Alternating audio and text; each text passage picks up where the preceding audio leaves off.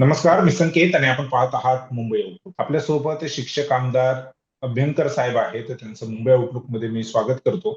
अभ्यंकर साहेब, गेल्या काही दिवसांपासून शिक्षकांच्या समस्यांना घेऊन एक मोठं आंदोलन आज सुरू झालेलं आहे. जवळपास 80,000पेक्षा जास्त शाळांमध्ये, म्हणजे महाराष्ट्रामध्ये जे काही 80,000 शाळा आहेत, सरकारी आणि खाजगी ज्या अनुदानित आहेत, तर त्या शाळांच्या शिक्षकांचं हे आंदोलन आहे.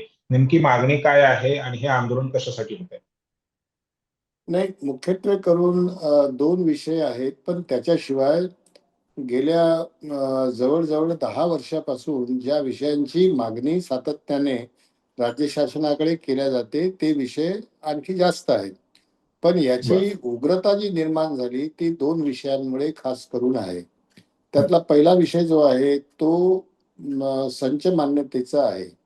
म्हणजे शिक्षकांचे पद मंजूर करण्याच्या संदर्भात राज्य शासनाने 15 मार्च 2024 रोजी जो शासन निर्णय जाहीर केला त्याच्यामुळे फार मोठ्या प्रमाणामध्ये शिक्षकांची पदं शाळांमध्ये कमी होणार आहेत.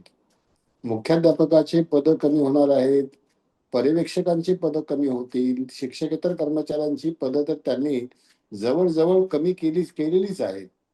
त्यामध्ये उदाहरण जर सांगायचं झालं तर जो शिपाई वर्ग आहे, चतुर्थ श्रेणी कर्मचारी, ज्याची शाळेमधली उपयोगिता ही अनन्यसाधारण आहे, ते शिपायाची पदं पूर्णपणे कमी करून टाकण्यात आलेली आहे. इतरही पदं कमी झालीत. जसं सुप्रिंटेंडेंटचं पद होतं मोठ्या शाळांना, ते पण कमी करण्यात आलेलं आहे. लॅबॉरेटरी अटेंडंटचं पद होतं, ते लॅबॉरेटरी अटेंडंटचं पद पण कमी केलेलं आहे. अशा तऱ्हेने ही पदं कमी करण्याचा जो GR आहे तो 15 मार्च 2024चा आहे. आम्ही काही बर. आकडेवारी या संदर्भात दिलेली आहे की जवळजवळ 25,000 शाळा महाराष्ट्रामधल्या अशा असतील. 1,08,000च्या वर प्राथमिक आणि माध्यमिक शाळा राज्यामध्ये आहेत. त्यातल्या जवळजवळ 25,000 शाळा अशा असतील की ज्या ठिकाणी मुख्याध्यापकाचं पद असणार नाही. मुख्य बर. शाळा आणि त्याला मुख्याध्यापक नाही, ही स्थिती जवळजवळ 1/4 शाळांमध्ये निर्माण होईल. हा GR जर इम्प्लिमेंट केला तर. दुसरं असं आहे की जवळजवळ 17 ते 18,000 शाळा, कारण ही आकडेवारी अधिकृत नाही, पण आमच्याकडे UDISच्या माध्यमातून जे संकलन माझ्याकडे उपलब्ध आहे त्यात विद्यार्थ्यांची संख्या लक्षात घेऊन मी जे कॅल्क्युलेट केलं, म्हणजे हायपोथेटिकल नाही परंतु बरंचसं जवळपास असं जे आहे त्यानुसार 17 ते 18,000 शाळा अशा आहेत की ज्या शाळा बंदच होतील. कारण तिथे विद्यार्थी संख्येचं समर्थन नसल्यामुळे शिक्षकांचे पदं तिथे मंजूर केल्या जाणार नाहीत. आणि शिक्षकच नाही तर मग पालक त्या ठिकाणी विद्यार्थ्यांना पाठवतील कशा करता? आपल्या पाल्यांना ज्यांना सोयी उपलब्ध आहेत ते अन्यत्र कुठल्या तरी शाळेमध्ये दाखल करतील. पण ज्यांची कुवतच नाही, आता ह्या शाळा कुठे आहेत? ह्या अगदी दुर्गम भागामध्ये आहेत, गाव तांड्यामध्ये आहेत. गडचिरोली जिल्ह्यामध्ये अजूनही असे काही गाव आहेत की ज्या ठिकाणी 20-20 किलोमीटर पर्यंत पायी गेल्यानंतर गाव लागतं. अशा त्या गावांमध्ये लहान लहान टोले असतात आणि तिथे काही 5-10 विद्यार्थी फक्त त्या शाळेमध्ये असतात. आतापर्यंत 2015 पर्यंत एक विद्यार्थी जरी असेल तरी त्याकरता शिक्षक राज्य शासनाने दिला आणि त्या एका विद्यार्थ्यामध्ये सुद्धा राज्याच्या उत्कर्षाचं स्वप्न राज्य त्यावेळेला बघत होता. आता 2015च्या नंतर अशा प्रकारच्या शाळा ज्या आहेत त्या बंद करायच्या, त्या विद्यार्थ्याला पिकअप करून दुसऱ्या कुठल्या तरी शाळेमध्ये एनरोल करायचं, नाटक करायचं. प्रत्यक्षात कोणत्याही प्रकारची परिवहन व्यवस्था शक्यच नाही. गडचिरोली जिल्ह्यामध्ये अशा प्रकारचे रस्ते आहेत की त्या रस्त्याने वाहन कोणतंच जाऊ शकत नाही, पायवाट फक्त उपलब्ध आहे. अशा प्रकारचे गावं तिथे आहेत, चंद्रपूरमध्ये आहेत, गोंदियामध्ये पण आहेत, अनेक जिल्ह्यांमध्ये अशा प्रकारचे गावं आहेत, कोकणात पण आहेत. त्यामुळे तिथे कोणतीही परिवहनाची व्यवस्था होत नाही, म्हणजे त्या विद्यार्थ्याचं पूर्णपणे शिक्षण थांबलं अशाच प्रकारची स्थिती या GR मुळे निर्माण होईल. बऱ्याचशा गोष्टी आहेत. रात्रशाळा तर जवळजवळ 50% रात्रशाळा आपल्याकडे जवळपास 150 रात्रशाळा आहेत आणि ह्या रात्रशाळांनी फार मोठं योगदान शिक्षणाच्या क्षेत्रामध्ये दिलेलं आहे. यातून 2 मुख्यमंत्री निर्माण झाले.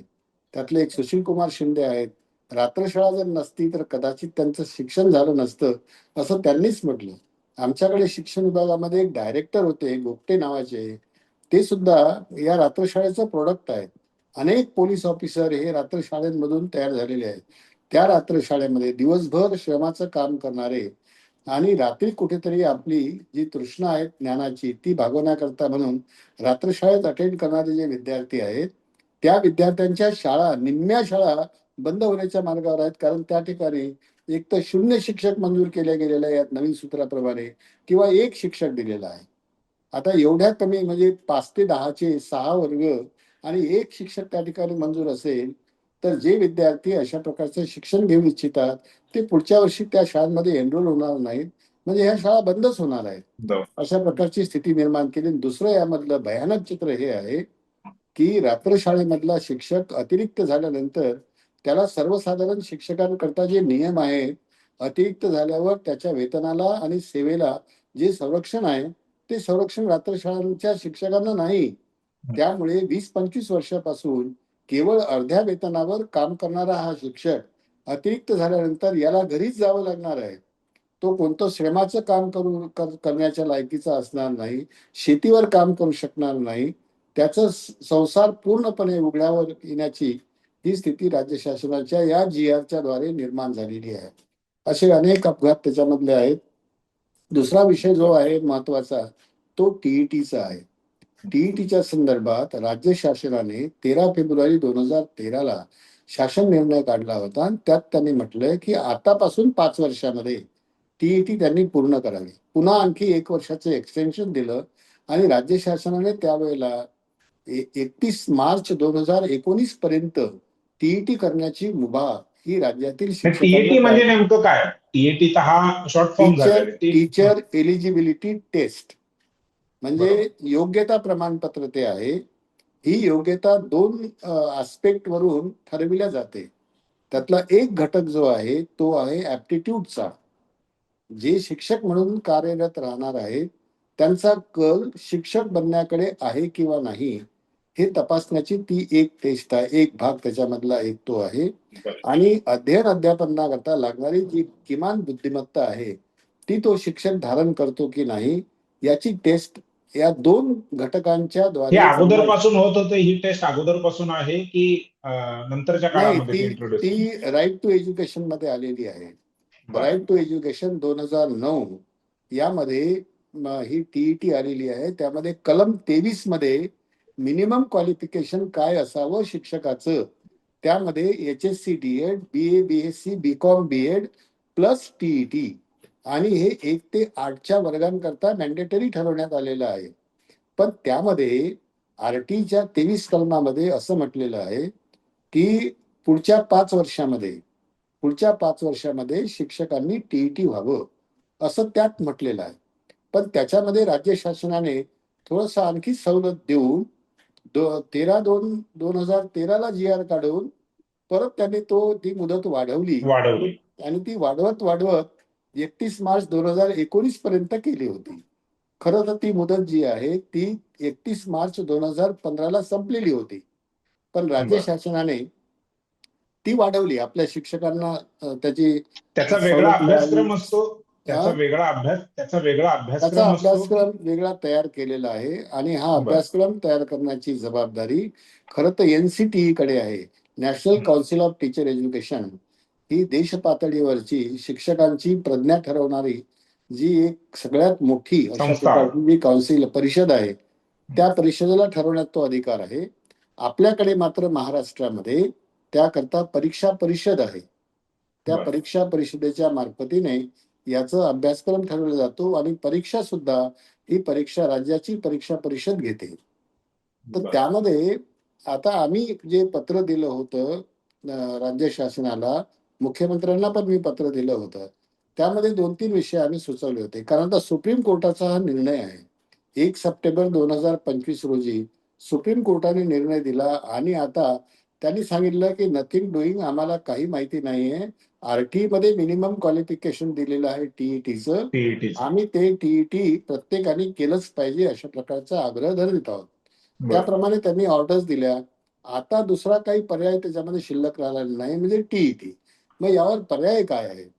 आम्ही त्यामध्ये असं सुचवलं की एकतर तुम्ही हे शिक्षक परीक्षा घेण्यामध्ये तरबेज आहेत, त्यांनी परीक्षा आता या मधल्या काळामध्ये ज्याची सर्व्हिस 20-25 वर्ष झालेली आहे, त्याने परीक्षा आता काही फारसे कोणी देत नाही. अपवादात्मक परिस्थितीमध्ये काही पोस्ट ग्रॅज्युएट वगैरे होतात, तो भाग वेगळा आहे. त्यामुळे यांना 6 महिन्याची तुम्ही रजा द्या, त्यांना तयारी करू द्या. वर्षातून तुम्ही 3 कमीत कमी टेस्ट ठेवा, जेणेकरून 2 वर्षामध्ये त्यांना 6 टेस्ट उपलब्ध होतील.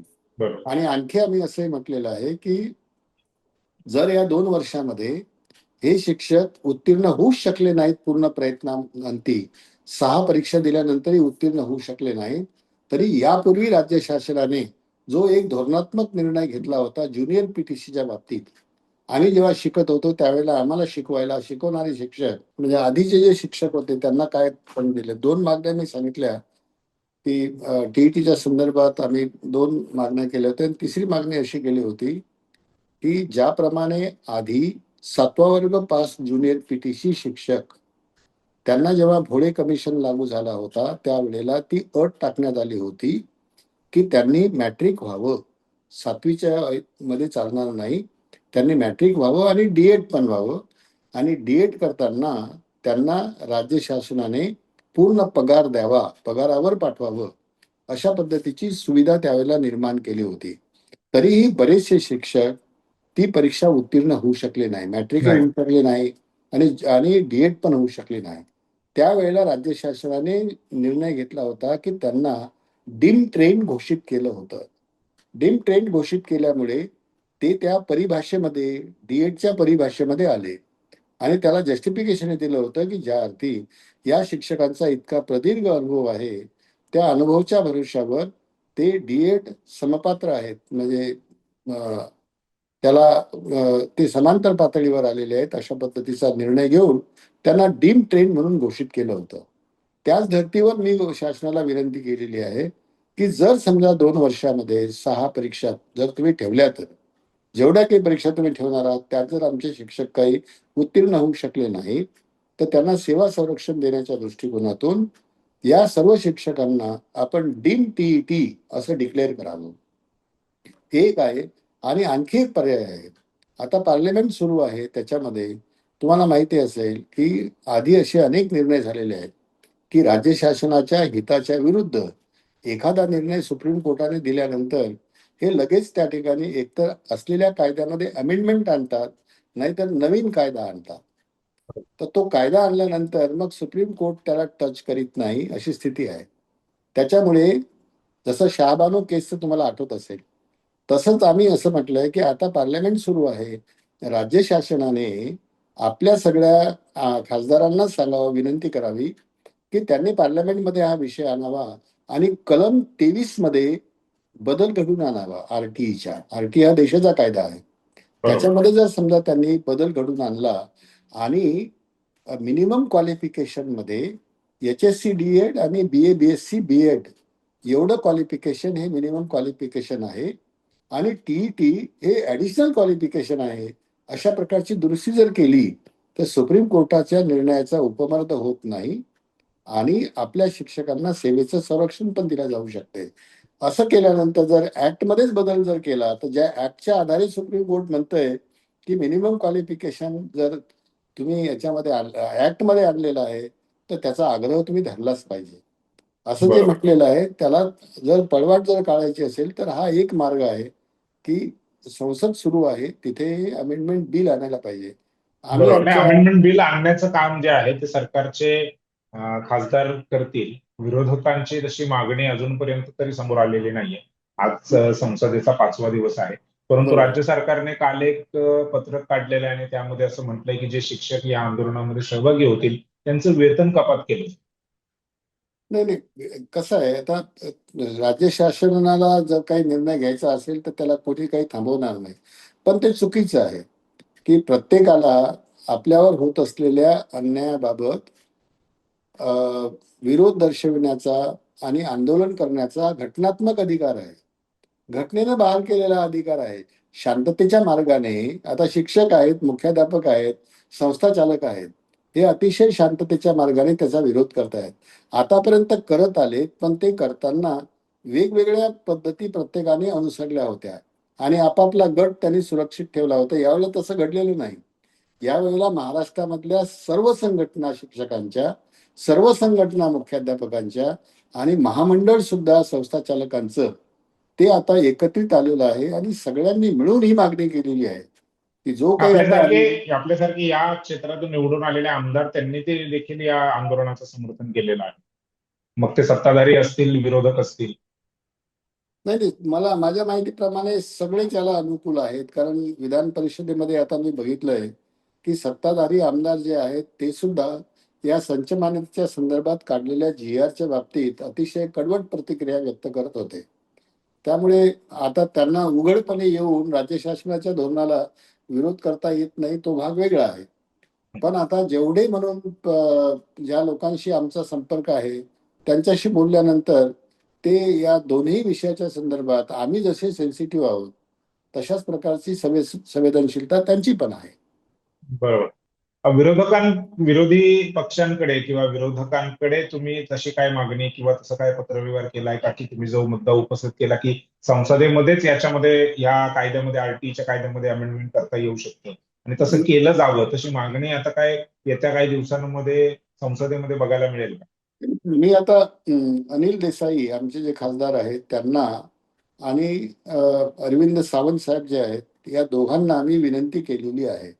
त्यांच्याकडे मी जे पत्र पाठवलं होतं मुख्यमंत्र्यांना मागे या विषया संदर्भात 3 पानाचं पत्र, त्यामध्ये सविस्तर लिहिलं होतं, मार्ग पण सुचवले होते. त्या पत्राच्या प्रती पण मी त्यांना पाठवलेल्या आहेत, त्यांच्याशी बोललो सुद्धा. त्यामुळे ते आता उपस्थित करतील. ते म्हणाले आता आजचा या आठवड्यातला शेवटचा दिवस आहे, आज ते नाही करता येणार, पण पुढच्या आठवड्यामध्ये आम्ही हा विषय निश्चितपणे घेऊ असं ते मला म्हणाले. अनिल देसाई या आंदोलनाचे पडसाद आता संसदेमध्ये देखील उमटतील असं दिसतंय पुढच्या आठवड्यात. मला कोणीतरी सांगितलंय, मला नक्की माहिती नाहीये, मला कोणतरी सांगितलंय की तिथे पार्लमेंटमध्ये हा विषय उपस्थित झाला. त्याच्या संदर्भात तो कशा पद्धतीने उपस्थित झाला, किंवा माहिती विचारण्याच्या दृष्टिकोनातून झाला, काही लक्षवेधी वगैरे होती, तारांकित प्रश्न होता, हे मला समजलेलं नाही. पण तो उपस्थित झाला असं मला समजलंय. पुन्हा तो जोरकसपणे उपस्थित करण्याच्या दृष्टिकोनातून मी खासदारांना विनंती केलेली आहे.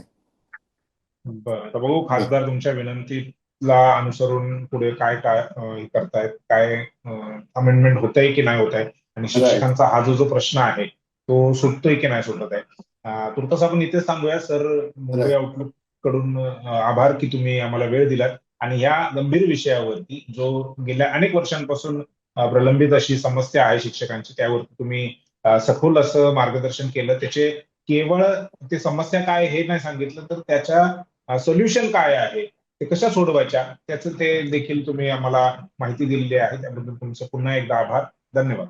धन्यवाद. Thank you sir. थँक्यू.